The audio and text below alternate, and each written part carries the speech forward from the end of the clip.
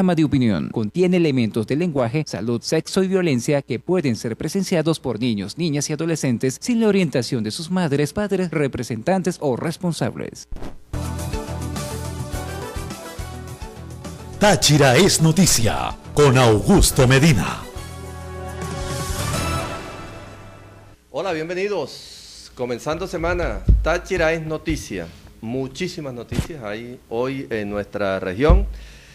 El MAS, Movimiento al Socialismo MAS, está de aniversario. El presidente Gerardo Chávez, le luce el apellido, está con nosotros. ¿Cómo estás, Gerardo? Bueno, gracias, bienvenido. Gracias. Salúdeme Augusto. aquí para... Gracias, Augusto, por la oportunidad para dirigirnos a todo el pueblo del estado Táchira a través de tu prestigioso programa. Sí, llegamos a 47 años, toda una vida, toda una historia, que hay mucha tela que contar en el aniversario del MAS y los aportes que el MAS ha venido haciendo a lo largo y ancho de su momento histórico en la contribución de profundizar en el proceso descentralizador y en el proceso democrático y de la complejidad política del pueblo venezolano. Se les murió Pompeyo, ¿no? Se nos murió Pompeyo y fue el 47 aniversario, como lo dice, fue en un homenaje que le hicimos a Pompeyo Márquez, y aquí en el Táchira se nos murió Albano Carrillo también, un homenaje también que se le hizo a todas las personas que de una manera u otra contribuyeron a enriquecer el momento político y la historia del MAS y el momento político y la historia de cada uno en sus instancias respectivas. Sí, un momento bastante difícil, fuerte y bastante crítico. Políticamente hablando. Política y socialmente hablando. Porque para nadie es un secreto vamos a llamar así, la acidez que hoy presenta la sociedad democrática venezolana, y para nadie es un secreto también la situación económica que estamos viviendo. Es decir, lo económico y lo político difícilmente se puede separar, así es como decía Pompeyo. Son las decisiones políticas las que determinan el rumbo económico. Sí. Y yo, desde mi modesto punto de vista político, yo creo que las últimas decisiones que se han venido tomando en este país, cuando hablo de últimas, hablo de una década, 2 décadas, han sido muy erradas, que ha permitido que el grave deterioro de las decisiones económicas lleven a la situación que hoy estamos viviendo. Sí, el hecho de cómo la mano como se le metió políticamente a PDVSA, bueno, nos lleva a la situación de que hoy nos encontramos.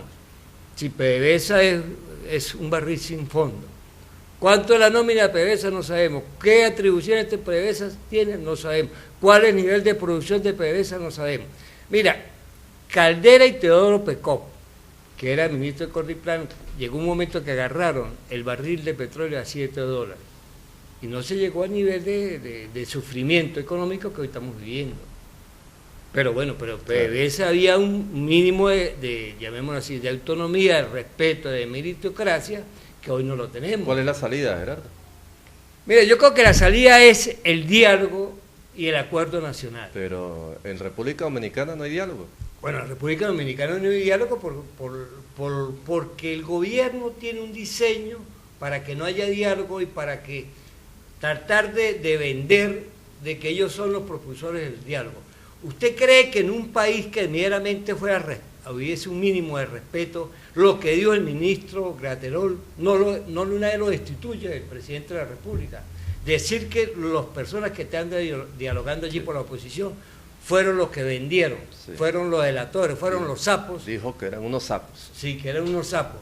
Y el presidente de la República y el vicepresidente como nada, y después sale Jorge Rodríguez lavándose la cara, diciéndole que no quieren diálogo, que ellos le dieron todas las condiciones para que el diálogo y todo. Bueno, es una falta de respeto. Yo indiferentemente que pueda estar o no estar de acuerdo con los representantes de allí, porque no dejan espacio para que otros partidos y para que otros actores de la sociedad civil participen en eso, sino es como un secuestro. Un cogollo allí. Sí, es un cogollo que tiene tomado la moribunda MU, llamémoslo así. Indiferente de esto, pero me parece que una falta de respeto, falta de diplomacia, falta de tacto político Bueno, y que demuestra eso, la poca voluntad que tiene el gobierno para buscar salidas políticas. Le escuché, aquí mismo lo dijo, ahí sentado donde tú estás, a Carlos Casanova decir que no eran los voceros que más se necesitaban. Incluso se preguntó Carlos que quién los nombró. Sí, los nombraron El Cogollo. El Cogollo de la MU, lo nombró el Cogollo de la MU, eso para nadie es un secreto. De repente sí es, yo creo que hay gente más calificada dentro de la sociedad democrática para que esté haciendo ese tipo de negociaciones, gente que no tenga que ver, que no esté calculando, vamos a llamar así, en intereses en personales. Más que intereses personales, intereses de partidistas. Sí.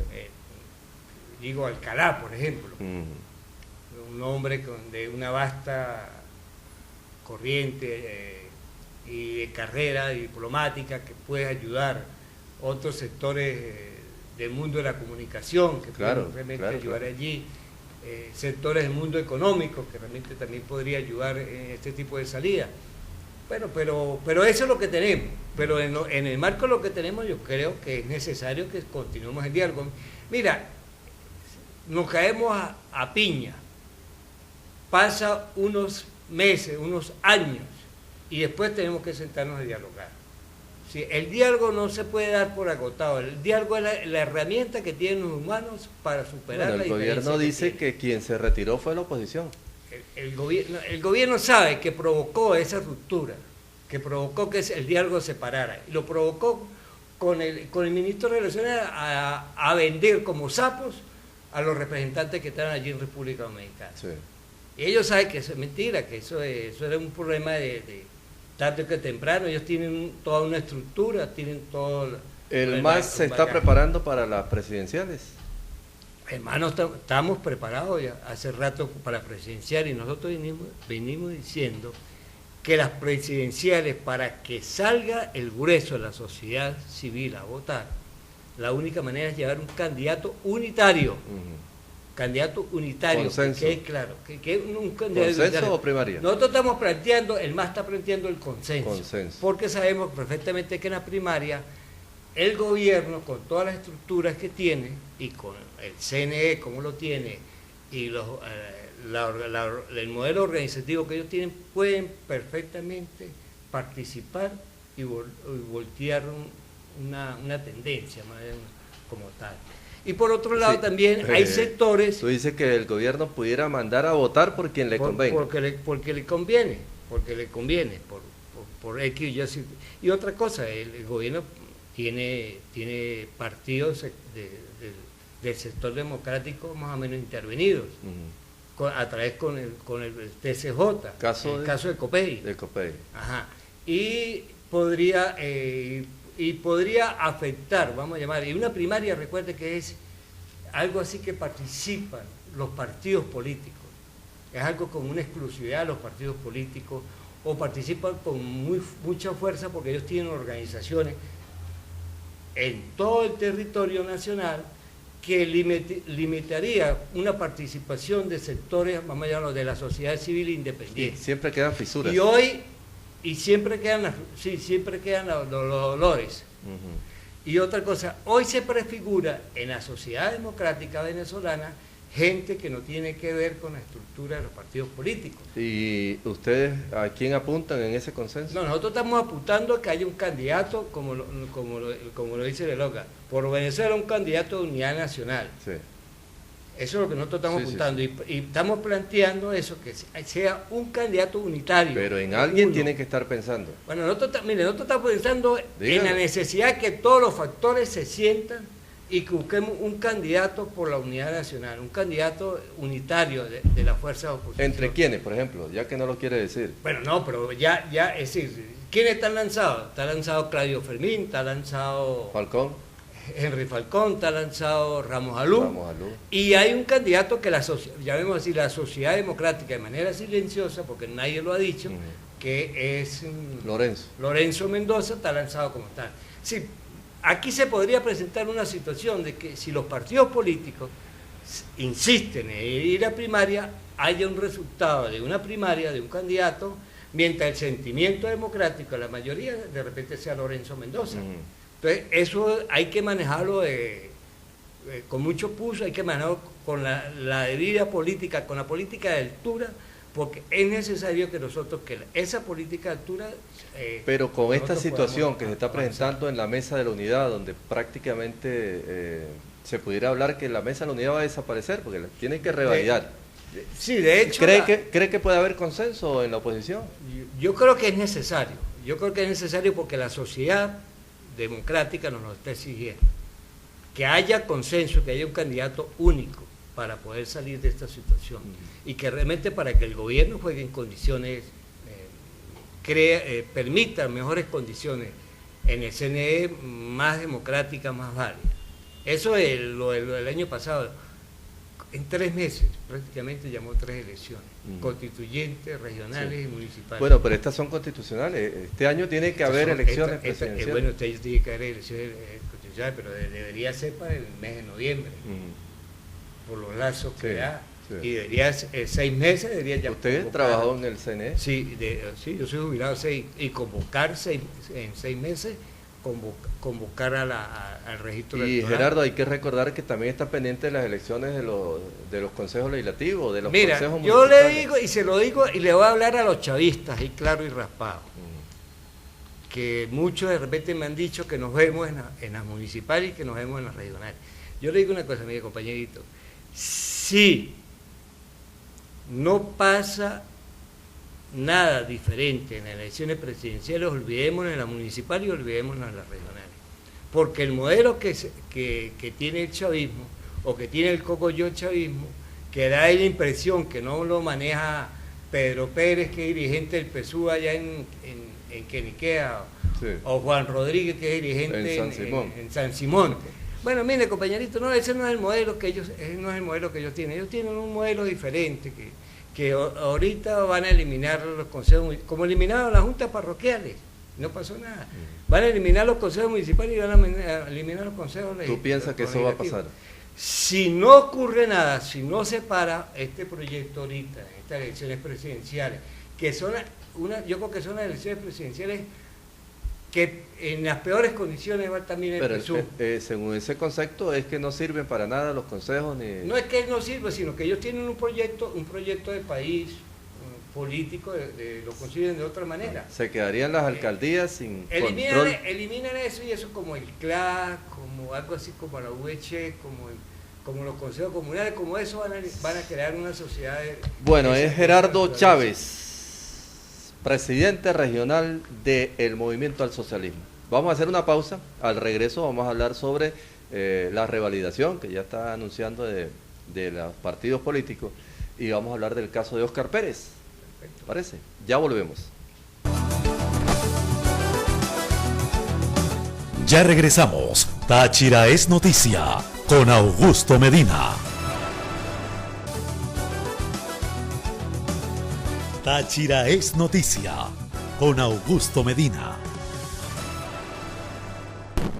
Gerardo Chávez, nuestro invitado a esta hora, el presidente regional de Copey. Ay, ya lo puse verde cuando ustedes son amarillo. 47 años está cumpliendo el MAS. Ustedes no les toca revalidar, ¿no? No, nosotros no nos toca, nosotros revalidamos en la vez anterior. Y participaron en participamos en el proceso electoral. Aquí en Táchira sacamos casi 12.000 votos. Sí, pero sí. Gerardo, usted que trabajó en el CNE, ¿no eran 3 veces presidenciales que tenían que dejar de participar para que pudieran? Dos. Me parece que 2 últimos procesos dice el nuevo reglamento, la nueva ley pero bueno, tenemos una asamblea constituyente plenipotenciaria y mandó a revalidar. Sí. Y un TCJ que también juega a los intereses del PSUV. ¿Qué sintió cuando dije Copey? Pues, no, nada, yo soy amigo, yo soy demócrata y amigo de todos los partidos políticos. Además, yo tengo grandes amigos en el PSUV y en el Partido Comunista, y en el MCM, y en los Tupamaros. Sí. A mí de Causa R, a mí me han dicho que de tal partido. Hasta le toman el pelo por lo del Chávez. Por lo de Chávez y todo. Además, ahorita tengo una anécdota comprando el pasaje para Barinas por 2 días para llegar al Táchira comprando el pasaje para Barinas, me dice, ¿y Chávez de Barinas? Yo le decía, de Sabaneta. Se lo vendieron enseguida. No, ya estaba, ya me había calado mi cola como de 200 personas. Dicen que es una odisea comprar pasaje en Caracas. Salir de Caracas es una odisea. Ajá. Y lo peor peor de eso es interesante. Y lo peor del caso es, compañerito, que llegan al terminal y hay que llevar en efectivo. A la bandera. Y resulta que aquí están las ventas de autobús y no hay punto. A los 20 metros que usted pasa ahí están todas las ventas de comida y hay puntos. Todo lo que quieran. Todos los que quieran. Y ahí te venden el billete. Ahora, y el problema es que los de allá le dicen, mire, en tal cafetín, en tal broma allá lo vende. Y usted va a comprar el billete y te lo vende con la módica suma del 60%. 60%. Que dice que al 40% ahora, no, el 60%. Pero nadie fiscaliza eso. Ahí están los fiscales. Una situación ilegal. Ahí a mí me dio risa porque hay los muchachos vestidos de santeros allá, los fiscales, ¿no? Ajá. Yo le dije, compañerito, ¿y por qué allá no hay punto? Y que sí hay punto, y los allá le dicen a uno que venga a comprar la plata allí y todo eso. ¿No? Dijo, vamos a hablar con el jefe. Sí, todavía y santeros, ¿no? Sí, te viniste y todavía no hablaron. 2 días para llegar de Caracas aquí. Me tocó que venirme de Caracas y quedarme en Barinas. Gracias a Dios que tengo familia. Gracias a Dios que tengo familia en Barinas y para mí venirme para acá. Conseguir el efectivo para ¿La venirme. mesa de la unidad se acabará o con esta? Yo creo que de hecho está acabada. La tarjeta de la MU está acabada. ¿Pero quién va a mandar a revalidar por la MU? Sí, está acabada. Y lo que tengo entendido es que PJ y Voluntad no van a validar ahorita el 27 y el 28. El único que ha dicho y Puente tampoco va a validar. Tampoco. El que ha dicho que va a validar va a Acción Democrática, y a lo mejor valida, porque va a Acción Democrática es un partido nacional que tienen estructura. Que tienen tres gobernadores y no sé cuántos alcaldes. 4 gobernadores, sí, por y eso, tiene no sé cuántos alcaldes, tiene estructura nacional y tiene toda una cultura, es decir, un partido partidista, insertado, vamos a llamarlo así, en la sociedad venezolana. Y si es solo, pues seguramente que va... Es más fácil y mucha gente de los demócratas que no son de los partidos, como eso es ir a validar, van y firman y hacen la validación.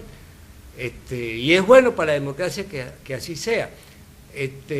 Ahora que la ley, lo acaba de decir Luis Emilio, la ley dice otra cosa. Sí, él dijo. La ley dice que son los dos. Luis Emilio Rondón. Luis Emilio Rondón. La ley dice que el artículo 32, si no estoy errado, dice que son los 3 últimos periodos, las 3 últimas elecciones que no han participado. Que sin participar. Bueno, no participaron, fue en la última. En la pasada. Entonces, bueno, pero tenemos una Asamblea Nacional Constituyente. Esta noticia nacional, Gerardo, que se presentó con la caída de Óscar Pérez, ¿qué lectura le das? Mira, digo que eso es lamentable porque, entre otras cosas, eso queda una roncha ahí entre los cuerpos policiales. Que los cuerpos policiales deberían estar para cuidar y proteger a todos. Por otra cosa es el juego de videos que hay, que en ese juego de videos él anunciaba que él quería rendirse. En las redes pasaron cualquier cosa. Sí, pasó cualquier situación.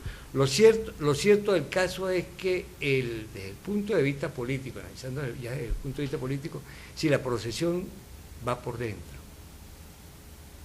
sí que hay un malestar en todos los organismos que se refleja en ese tipo de situación, pero que daba la impresión de que eso fuera como un accionar de un grupo que había allí en la PTJ, que no estaba conectado con ni con ninguna organización política, ni estaba conectado tampoco con el resto de la estructura de los cuerpos de seguridad. Sí. Bueno, actuó como un lobo solitario y siguió actuando como un lobo solitario. Sí. Pero lo lamentable fue en las condiciones como terminó eso. ¿Piensa que la línea no la llevó? Yo creo. Yo no soy militar, yo no soy policía, ni nunca lo he sido, ni nada por el estilo. Pero si estaban en una casa, estaban en el lado, era un problema de tiempo. Yo creo que hasta con lacrimógeno o con esos gases que uno ve en las películas del mundo policial. Oscar era actor. Era una manera de negociar. Y yo digo lo lamentable, porque yo digo, Daré William, que a mí ahorita se me viene la película. ¿Te recuerdas aquel episodio que ocurrió por allá por Chuao, de una muchacha? Y aquello eran unos malandros, que actuó mucha gente del mundo de la izquierda defendiendo los derechos humanos, que no mataran y cosas por el estilo. Que estoy de acuerdo que a nadie se debe matar, que la pena de muerte no puede ser disfrazada ni nada por ese estilo. Bueno, el silencio absoluto del señor fiscal fue de tal manera que, o usted lo oyó, no lo he escuchado. Nadie lo oyó. Sobre el tema, no. No, nadie lo oyó, ni actuó que él era fiscal y el defensor. Vi en las redes que quemaron la casa del fiscal militar. No sé, no he... Pero es que uno casi no puede ni creer. A mí me tocó la patria, entonces me asaltaron, el pedacito de patria, y mira lo que me dejaron. Por ahí los muchachos le dejaron un potecito. Me dejaron el potecito, un potecito ahí. Entonces por ahí no tengo acceso a red, pero me tocó la patria. Dos muchachitos bien bonitos, con una moto sin... Se pararon y dame para acá. Yo ya le iba a entregar la serie, no viejo, era el celular. Gracias, respetuoso también. No, y que si llevas, y gracias a Dios era que no le ocurre y si nada. llevas ese, te regañan, hasta te golpean. Pues. Es posible que sí. Yo tengo un amigo aquí que le metieron un tiro por el tipo, lo robaron y le metieron un tiro en la pierna por el tipo de celular que cargaba. Cómprate algo que valga la pena. Y yo vi que un pote de estos se lo tiraron a alguien en la espalda allá en Capitolio. Mire, y aunque usted no lo crea, ya ese potecito vale unos cuantos millones. Sí, vale como 3 sueldos mínimos. Bueno. Para la realidad, ¿no?, económica del país y para la realidad económica del venezolano que estamos viendo. Es muy lamentable y es... Yo lo que yo a veces me pongo cuando hablo con los amigos míos chavistas, yo digo, ¿gobierno para qué? ¿Poder para qué? En la situación que estamos viviendo y que no se le dé perspectiva, que uno escucha con frecuencia de Diosdado, aquí no va a cambiar nada. Entonces, bueno, si no va a cambiar nada, ¿para qué quieren gobierno y no quieren cambiar nada? Porque si estuviéramos en condiciones mejorables, yo recuerdo en los primeros cambios de Chávez, que la gente podía comprar carros, que el seguro que le puso a los funcionarios servía, la gente podía viajar, que le alcanzaba, que le daban facilidades para tener vivienda, pero ahorita está el nivel de deterioro, bueno, que se están yendo los profesionales, los que están metidos en el gobierno. Yo conozco amigos que están están renunciando del gobierno. No, ni renuncia. Cuando uno lo deja, que agarran el pasaje por aquí pasa y me saludan. El puente. Por aquí pasa y me saludan. No, estoy aquí, yo le dije, pero me pregunto un cafecito. Le digo, no, ya estoy montado en la buseta que va para San Antonio porque estoy llegando a la parada. Entonces tengo que ir. Mire, ¿ha ido a la feria? No he podido ir a la feria. ¿Hay feria? Tengo que ir, no sé cómo. No, pero yo pasé estos días, fue por el desfile, me pareció que la asistencia era aceptable. Sí, es un hecho cultural que es innegable, que la gente participa. ¿Cómo estuvo ayer el circuito? No sé, me imagino que el circuito es una tradición. Una tradición y uno de los actos que mide realmente. Casi siempre la gente sale espontáneo. Sale espontáneo y es un hecho cultural, ya y a la gente le gusta. Pero la feria como tal, apagada totalmente. Me imagino por la situación económica. Yo ese día yo no vi, de verdad, yo no vi la espumosa, yo no la vi consumiendo a la gente. Yo veía era el ron, que también es una tradición venezolana, bebiéndola con chinoto. Y también, bueno, el michecito. Y de paso, como ha estado el clima, el día del desfile, el clima era eso, para beber miche, más que para beber cerveza. Eso no se puede. Pero, muchísimas gracias, Gerardo. Bueno, gracias. Gerardo Chávez, presidente del MAS. Y seguimos en los contactos. Así es. Quédese ahí. Bueno, vamos a hacer una pausa, Gerardo, ya regresamos, tenemos más invitados aquí en Táchira es Noticia. Ya regresamos, Táchira es Noticia, con Augusto Medina.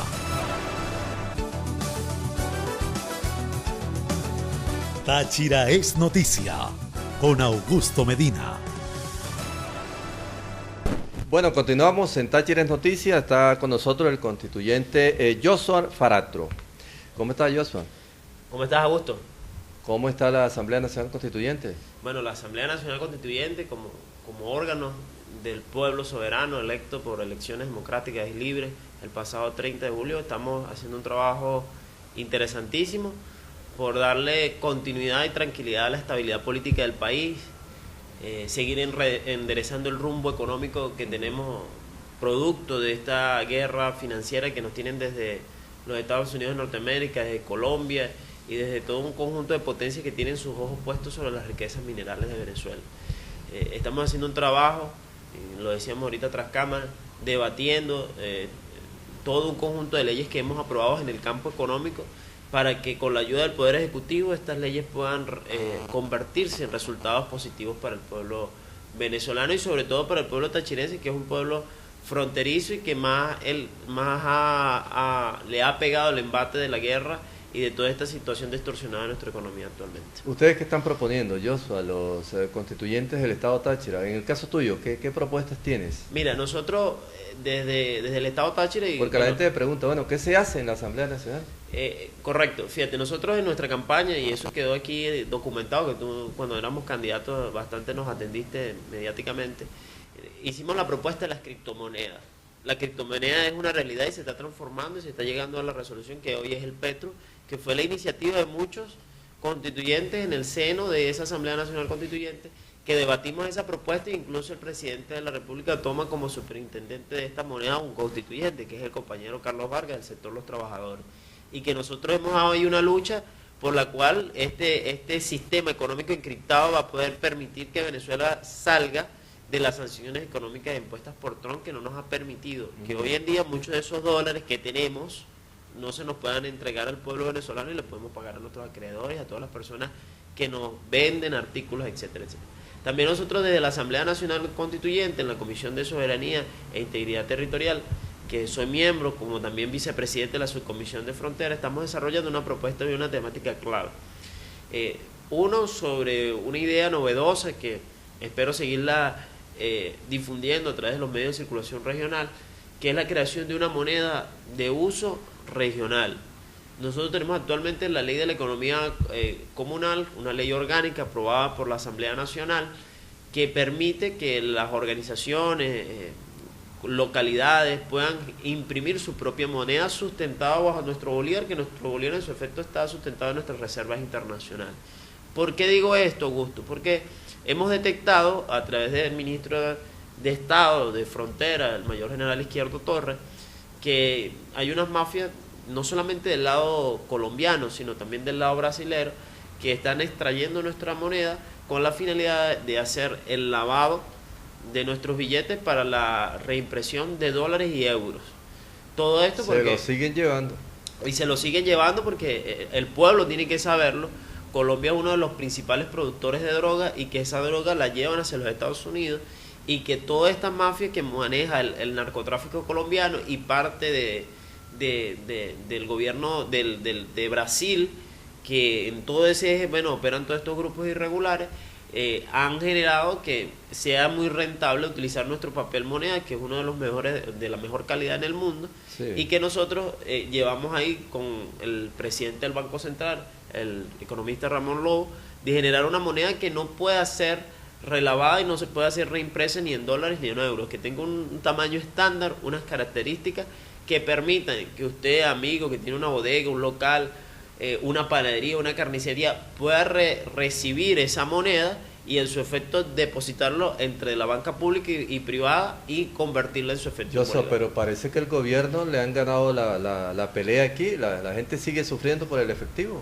Sí, porque hay que analizar varios aspectos claves, Augusto. Primero, que son los aspectos que nosotros hemos explicado de la guerra financiera. Uno, que ellos imponen el precio del dólar desde una página web manejada desde los Estados Unidos, que no responde a ninguna lógica económica, que no pueden decir que eso responde a una oferta y demanda, porque no van a decir que el precio de ese dólar hace días, hace menos de un mes, estaba en 150.000 y ya supera los 200.000 bolívares.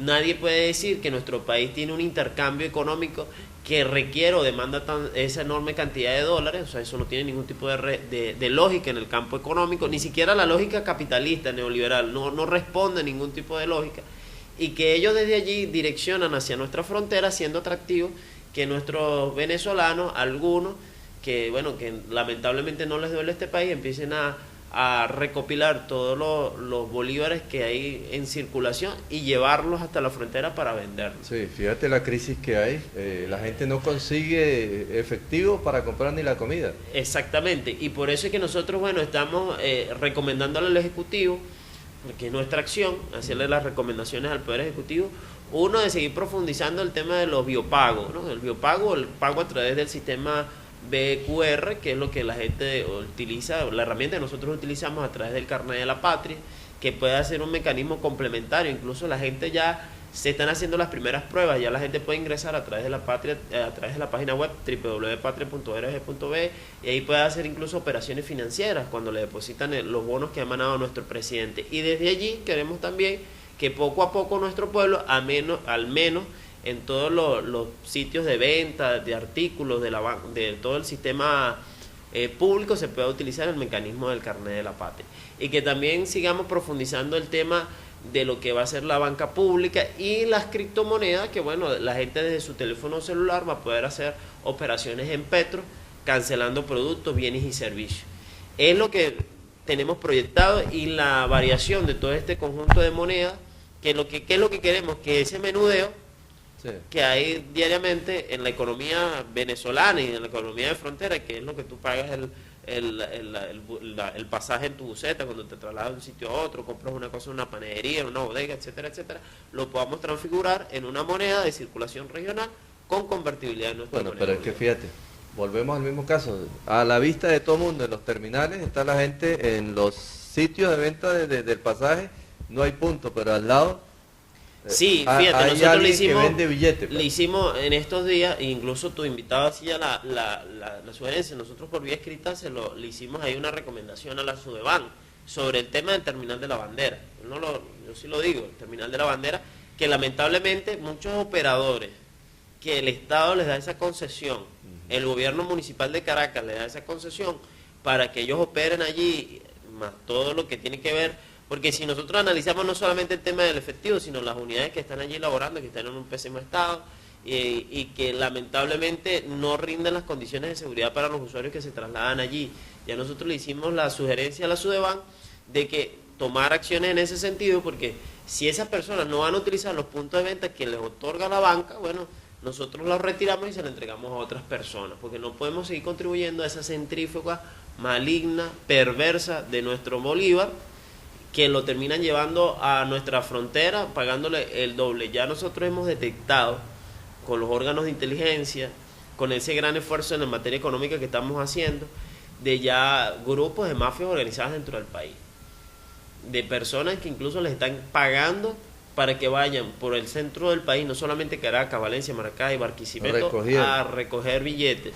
Hemos recibido denuncias de incluso pensionados que están ellos haciendo su cola para cobrar su pensión, y les dicen, mira, dame esos bolívares y yo te transfiero el doble. Entonces, es que Joshua, alguien comentó que incluso ya no están contrabandeando gasolina en esa magnitud que se hacía, porque le rinde más llevar ahora los billetes. Claro, también hay que entender que el tema de contrabando de extracción de la gasolina se da en un fenómeno en el cual también el precio de la gasolina en Colombia bajó, y a los contrabandistas les pagaban 25.000 pesos y ahorita apenas les está pagando 10.000 pesos. Entonces muchos de ellos dicen no es rentable bajar combustible, es más rentable recoger billetes y llevarlos a la frontera. Que relativamente no hay cola en las estaciones de servicio. Y también porque nosotros hemos saneado, y por misma petición de la Asamblea Nacional Constituyente, hemos saneado una industria petrolera que lamentablemente por errores nuestros ha tenido errores,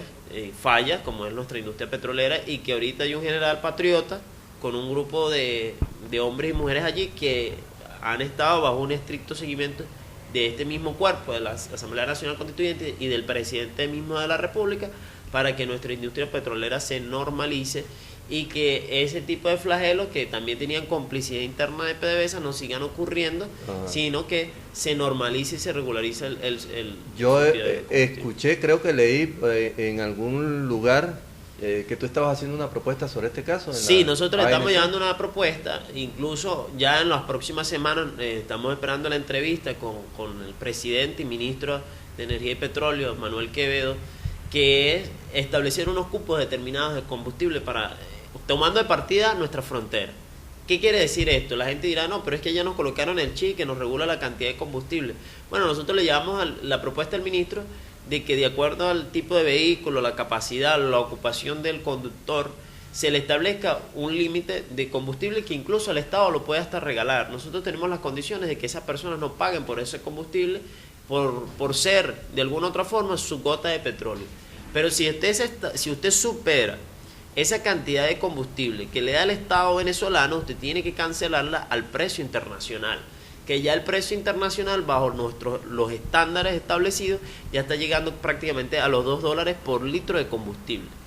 Ojo, esto puede variar porque no es que vamos a darle un golpe económico al pueblo tomando de tasa de valor el dólar que no tiene ningún tipo de lógica económica de la página web esa que está influyendo en la destrucción de nuestra economía, sino hacia una tasa internacional que le permita al Estado recuperar recursos para la reinversión social, para la reinversión en nuestras alcaldías y en todos nuestros órganos de direccionalidad que tiene el Ejecutivo, porque es una forma de que nosotros podamos educar a nuestro pueblo a no continuar en ese flagelo tan terrible que es el flagelo de contrabando de extracción. Sí, mucha gente se ha preguntado, bueno, ¿por qué no se hace nada con la Sunde? Que aquí en el Táchira no aparece, no se consigue por ningún lado. Hay un problema gravísimo con el aumento del pasaje del transporte público, pues y nadie dice nada. Sí, fíjate, ya nosotros hemos atendido allá a través de la tu comisión. pueblo de Palmira para San Cristóbal, 5.000 bolos. Si tú pasas del viaducto para allá, te cobran 1.000 bolívares más. Sí, nosotros estamos llevando los tiempos. Ya esto es un tema que le corresponde un poco más al Poder Ejecutivo, pero nosotros estamos ahí muy pendientes de eso. El presidente Nicolás Maduro le aprobó a todos los gobernadores y alcaldes del país, sin distinción de carácter político, unos cupos a través de PDVSA para grasas, como aceite, etcétera, etcétera. Y el ministerio, a través del mayor general Osorio, está haciendo las reuniones pertinentes para que los gobernadores y los alcaldes tengan ciertos cupos para poder llegar a acuerdos con el sector del transporte. Pero eso no quita que también, bueno, si el Estado va a ayudar a los transportistas, como siempre lo ha hecho, también los transportistas tienen que sentarse a una mesa a establecer el precio justo del pasaje. No podemos seguir nosotros contribuyendo a que se dé un golpe económico al pueblo. También tengo información, Augusto, que desde la Comisión de Participación Ciudadana que preside el compañero Darío Viva, ya hay comités de usuarios en todo el país que están presentando un proyecto de ley sancionatorio contra estos transportistas. Porque es descomunal el precio que están. Claro, porque ¿qué es lo que nosotros planteamos? Ok, quizá hay una situación producto de esta guerra inducida financiera por este dólar guarimbero manejado de los Estados Unidos, que toma como referencia todos los productos y hace un precio, o aumenta los precios de una manera exacerbada. Pero lo que sí queremos es que si hay un acuerdo en el cual el Estado venezolano va a apoyar a los transportistas tienen que apoyar al pueblo venezolano. Claro, no le pueden lo cierto del caso es que están pasando dificultades los transportistas por repuestos y cauchos. Sí, no estamos ajenos a esa realidad. Pero de ahí a cargarle todo a los pasajeros. Claro, pues. también aquí desde esta instancia nosotros increpamos a las autoridades municipales, tanto los alcaldes como los actuales consejos municipales, a tomar acciones porque según la ley ellos son los primeros responsables en materia de toda la regulación del transporte público. Tú sabías, por ejemplo, en el caso tuyo de tu municipio, que de Palmira al centro te cobran 5.000 bolívares. Y si pasa hacia el viaducto, 1.000 bolívares adicionales. Sí, es una lógica que no tiene ningún tipo de forma ni de manera, porque tampoco es que ellos pagan la gasolina a un precio exagerado. O sea, a los conductores se les ha dado trato preferencial. Cuando estuvo aquí el mayor y gobernador José Gregorio Vielma Mora, bastante apoyo se le dio a través de la proveeduría, se creó una proveeduría, se buscó al ministro entonces de Transporte y Comunicaciones para su instalación, donde se apoyaba a los transportistas con cauchos, aceites y baterías, y que a veces nosotros no entendemos como si esas personas que manejan estas unidades, ni siquiera los que la manejan, porque muchas veces los que lo manejan son avances, sino que esos dueños de esas unidades no tienen ningún tipo de escrúpulos a darle un golpe económico. Bueno, que incluso los alcaldes también tienen que apretar ahí. Tienen que apretar, porque así lo establece la ley, los alcaldes y los consejos municipales. Una pausa, ya regresamos con el constituyente Josué Alfarato. Ya regresamos. Táchira es noticia con Augusto Medina.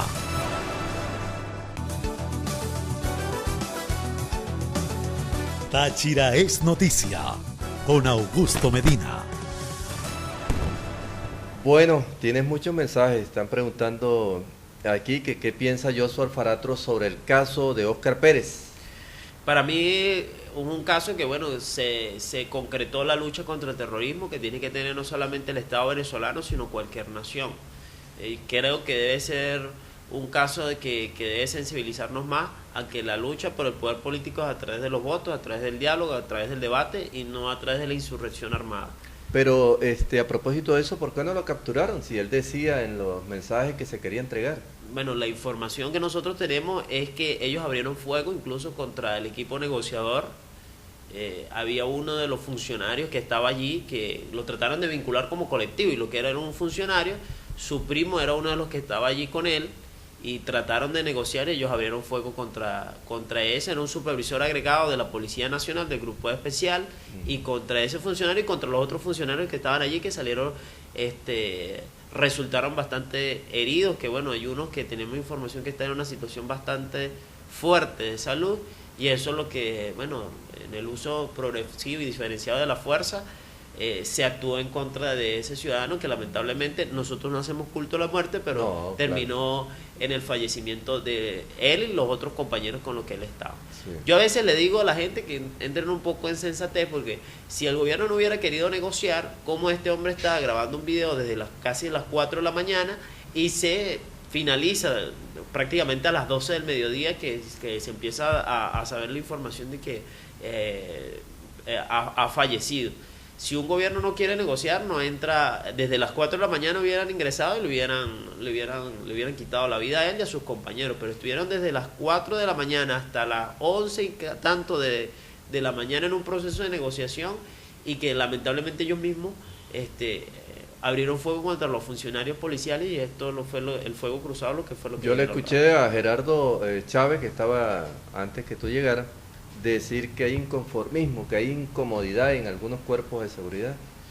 Yo hoy pienso y tengo la fe de decirlo que nuestra Fuerza Armada y nuestros cuerpos policiales están aún más cohesionados, más amalgamados, porque se dio una acción rápida en contra de una persona que estaba atentando los intereses del país y de la tranquilidad pública de la nación, que tenían previsto colocar carros bombas, que agarró y secuestró un helicóptero y lanzó granadas contra el Tribunal Supremo de Justicia, donde habían ahí seres humanos que él intentó, asesinar y contra periodistas, colegas periodistas que estaban en un evento en el Ministerio de Interior y Justicia y Paz.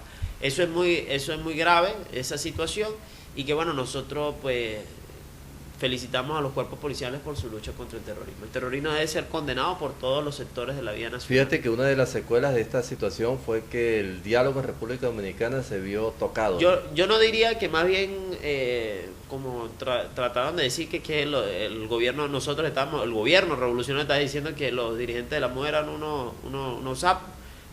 Para nada, más bien la MUD tenía que contribuir a que no se dieran más estos hechos de violencia y si se diera información sobre este ciudadano tenían que haberla proporcionado. Y me parece completamente loable que si algún dirigente de esa mal llamada MUD dio información para capturar a este señor y para desmantelar este grupo terrorista, es completamente válido que se haya dado. Más bien la MUD debió, no como algunos hicieron ayer y han hecho todos estos días de tratar de colocarlo a ese señor como un héroe, sino debieron más bien condenar las acciones de este señor y acompañar al Estado venezolano en su lucha contra el terrorismo, porque aquí, Augusto, a nadie le conviene una guerra civil, a nadie le conviene que se dé una confrontación armada entre venezolanos. ¿Qué va a pasar con el diálogo suspendido en Dominicana? Seguiremos apostando nosotros desde la Asamblea Nacional Constituyente, incluso nuestra presidenta es una de las enviadas por el gobierno venezolano para el diálogo, y seguiremos promocionando el diálogo. Para nosotros el diálogo es la manera, no queremos más guarimba, más nosotros los tachirenses que vivimos unas secuelas tan bárbaras del tema de la guarimba, que dejó fue muerte, desolación, destrucción, que a veces yo digo, muchos de esos jóvenes que fueron manipulados, utilizados para la guarimba, ya ni siquiera los dirigentes políticos los recuerdan, ni a su familia. Quién sabe en qué situaciones se encontrarán muchas de las familias de esos jóvenes que fueron caídos y todos esos venezolanos que fueron caídos durante la guarimba, y por eso nosotros no apostamos más a la violencia, sino siempre al diálogo, a la discusión y al debate político. Pero sí crees que puede haber un reencuentro. Nunca lo descarto, y yo pienso que siempre desde el Estado y desde el gobierno venezolano deben estar abiertas las puertas para el diálogo, y más en esta situación económica, que parte de los grandes puntos del diálogo era ese, que el gobierno de los Estados Unidos de Norteamérica levantara las sanciones contra Venezuela, porque es que las sanciones no son en lo individual contra funcionarios, las sanciones es contra el pueblo venezolano, porque si Nicolás Maduro va a pagarle a un país las materias, los insumos básicos para la producción de medicamentos, para que eso llegue a nuestros puertos, y que el gobierno de los Estados Unidos bloquee nuestras cuentas y le diga a los bancos donde nosotros tenemos ese dinero, que es el dinero del pueblo venezolano, para poder pagar esos medicamentos, y no nos permitan hacerlo, es un hecho que no ataca no solamente un chavista, no ataca a Maduro, ataca al opositor que hoy también está enfermo, y al chavista también que está enfermo, y aquel que no está metido en política. Bueno, pero la oposición diría, ¿por qué no se aprueba el canal humanitario? Si lo que se quiere traer es medicamentos. Fíjate que el canal humanitario, yo que soy vicepresidente de la subcomisión de frontera, lo vimos a través de nuestra frontera con Brasil, en todo lo que es Santa Elena de Guairén, como a menos de 1000 metros tenemos una base norteamericana de los Estados Unidos, ahí en territorio brasileño, atentando contra los intereses de la nación venezolana. Ahí cerquita, menos de 1000 metros de nuestra frontera. Es un tema que nosotros estamos tocando con mucha precisión con nuestra Fuerza Armada, y que ya las experiencias en el mundo nos han dicho que eso ha sido un elemento vital para que entren los cascos azules, los marines, los grupos irregulares, y lo que nosotros queremos, nosotros tenemos el dinero, los recursos, la voluntad de poder nosotros mejorar muchas situaciones en el campo económico que tenemos ahorita, pero queremos y pedimos que el presidente Donald Trump levante las sanciones contra Venezuela. Dicen que en Colombia también están... También, incluso ellos han contribuido con 7 bases militares que están direccionadas plenamente atacando al territorio venezolano por nuestra amplia riqueza, no solamente en petróleo, sino en agua, en diamantes, en recursos minerales, que tenemos bastante. Incluso tenemos cómo surtir a esas mismas naciones que hoy... Esas bases norteamericanas fueron de Uribe. La heredó el uribismo, y lamentablemente Santos no ha hecho nada en contra de ellas, sino que siguen funcionando. Incluso tienen libertad los soldados americanos de cometer delitos y sin ser ajuiciados o tener algún tipo de juicio. Tienen inmunidad. Prácticamente tienen un juicio de inmunidad. Sí. ¿Esta situación del petro sí va a ser real? Tenemos mucha efectividad del petro. ¿Por qué? Porque los que son expertos en criptomonedas saben que es una moneda encriptada, o sea que no depende de ningún tipo de banco, y por ende el gobierno norteamericano no va a poder atacar a ninguna persona que haga una operación en petro, porque ellos no pueden detectar los intercambios. La ANC tiene la ley La tenemos, pero la estamos perfeccionando, porque queremos que entre primero en vigencia, que el presidente en su momento, con su equipo, con el superintendente, dictará los momentos para que entre en vigencia el petro, en base a la medida, a los aportes que den también los mineros, las personas que minan con criptomonedas. Sí. Nosotros desarrollaremos el proyecto de ley, ya tenemos una propuesta, más o menos un bosquejo, pero queremos alimentarlo bajo la experiencia de Venezuela, y que bueno, que tenemos a todas las empresas del mundo que trabajan con criptomonedas en nuestro país. Entonces, eso significa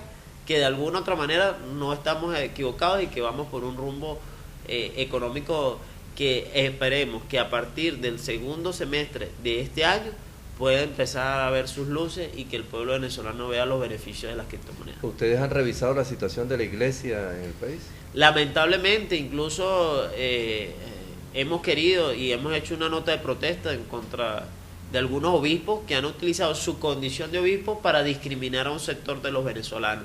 Eso es muy grave, más cuando tenemos un papa que vino por Latinoamérica, estuvo en Chile, en Perú, y que su discurso fue de paz, de reconciliación, de hacer una iglesia más humilde, más al servicio de los pobres. A mí me gustaría saber cuántos de esos obispos que trataron de una forma peyorativa un sector del pueblo venezolano, han ido a un barrio, han hecho una misa en una comunidad, han hecho bautizos allá en los sectores más desposeídos de nuestro país. ¿Quiénes hacen realmente el trabajo social? Ese trabajo que tanto pregona Francisco, de una iglesia más humana, más pobre, más vinculada con el pueblo. Para nosotros es muy lamentable con esto, y nosotros también haremos la aplicación de una ley que aprobamos, que es la ley contra el odio, la intolerancia y por la promoción de la convivencia pacífica, donde no puedo a través de mi sotana incitar al odio, a la destrucción, a atacar a ciudadanos venezolanos por su condición político-racial. Sí, se la están aplicando, se la van a aplicar, la ley contra el odio a los obispos. Nosotros somos respetuosos,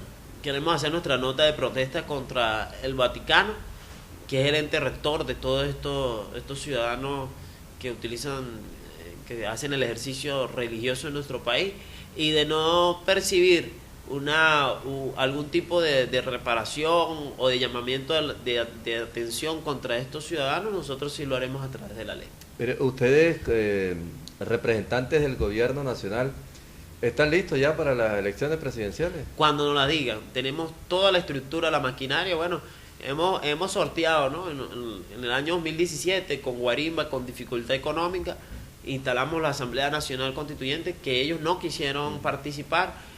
Convocamos a las elecciones de gobernadores, ganamos 18 gobernaciones, y en diciembre ganamos más de 300 alcaldías y la gobernación del estado Zulia, y estamos bajo todas las condiciones, tenemos la estructura, la maquinaria aceitada, preparada, para cuando lo diga el CNE o cuando el carácter plenipotenciario de la Asamblea Nacional Constituyente lo defina, ir a las elecciones presidenciales y propinarle a la derecha una derrota con nuestro candidato. ¿Ustedes creen que van a Nicolás ganar con Maduro?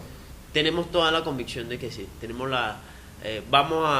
consideramos que el presidente Nicolás Maduro, en las adversidades que ha pasado en nuestro país desde que él asumió el gobierno, con ese implacable ataque de los sectores que no quieren a Venezuela, internos y externos, hemos sorteado y hemos sacado la patria de Bolívar y Chávez adelante, y tenemos la fe que nuestro presidente Nicolás Maduro, el pueblo, le va a Nos quedan 30 segundos, pero este señor veo que me está repitiendo el mensaje. Dice que pregúntale al constituyente qué ha pasado con los CLAP que desaparecieron en el Táchira. Mira, los CLAP están allí, le invito al amigo, todo lo que ha sido comunicacionalmente notorio, la llegada de unos contenedores de cajas CLAP a nuestro país, que seguramente llegarán en los próximos días al Táchira. Ha sido difícil porque las sanciones de Donald Trump no nos han permitido cancelarle a nuestros acreedores internacionales el pago de cajas, medicamentos, insumos agrícolas, materias primas, y eso ha retardado la distribución de los CLAP. Pero estamos trabajando este año. El presidente está haciendo los grandes esfuerzos. Tenemos países aliados como China y Rusia que nos están ayudando para poder... Triangulando allí. Exacto, para poder... Muchísimas gracias. Gracias, Augusto. Joshua Faratro, constituyente del estado de Táchira. Vicepresidente de la Subcomisión de Frontera. Y el verdugo de Palmira. Bueno. A ustedes, amigos, gracias por habernos permitido ingresar a sus hogares. Será hasta otra oportunidad. Hasta aquí, Táchira es noticia, con Augusto Medina. Les esperamos mañana, a la misma hora. Táchira es noticia.